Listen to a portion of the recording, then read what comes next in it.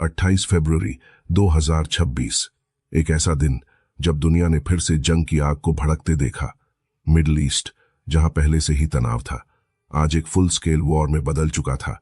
सब कुछ नॉर्मल लग रहा था। शहरों में रोशनी थी, सड़कों पर जिंदगी चल रही थी, लोग अपने सपनों के साथ जी रहे थे। लेकिन उन्हें नहीं पता था कि कुछ ही घंटों में सब कुछ बदलने वाला है। एक सीक्रेट मिलिट्री ऑपरेशन चुपके से प्लान हो रहा था। एक ऐसा ऑपरेशन जो हिस्ट्री का रुख बदल सकता था। और फिर आसमान फटा।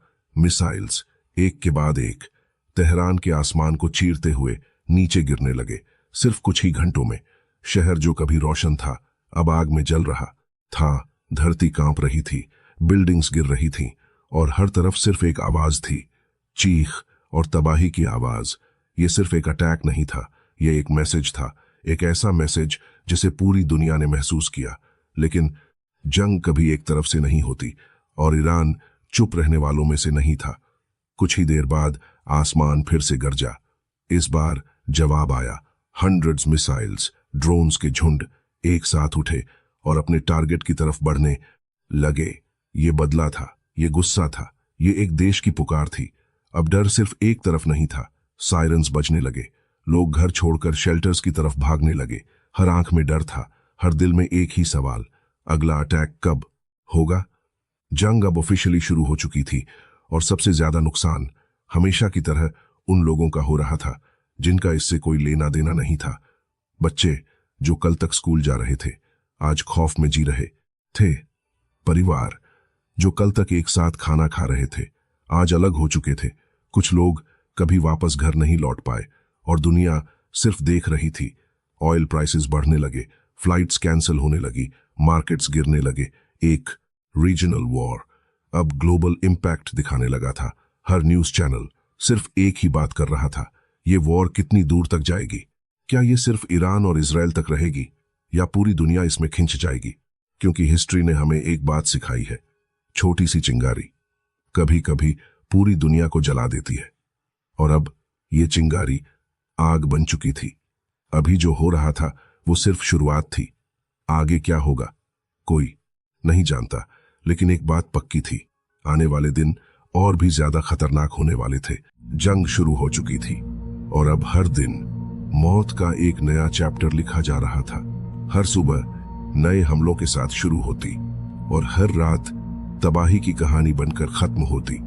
मिसाइल्स, ड्रोन्स, फाइटर जेट्स, अब ये सब आम बात बन चुकी थी। आसमान जो कभी नीला होता था अब धुएं और आग से भर चुका था। ईरान ने अपनी रणनीति बदली। अब सिर्फ हमले नहीं, एक प्लान्ड वॉरफेयर चल रहा था। ड्रोन्स के झुंड एक साथ, इतनी ज्यादा संख्या में कि उन्हें रोकना मुश्किल हो जाए। टेक्नोलॉजी इस जंग का सबसे बड़ा हथियार बन चुकी थी। लेकिन दूसरी तरफ जवाब भी उतना ही तेज था।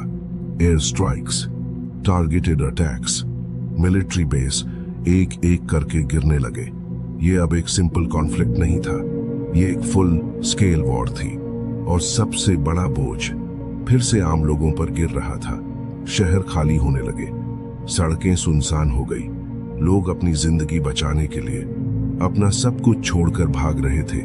किसी के पास सिर्फ एक बैग था, किसी के पास सिर्फ यादें और किसी के पास कुछ भी नहीं।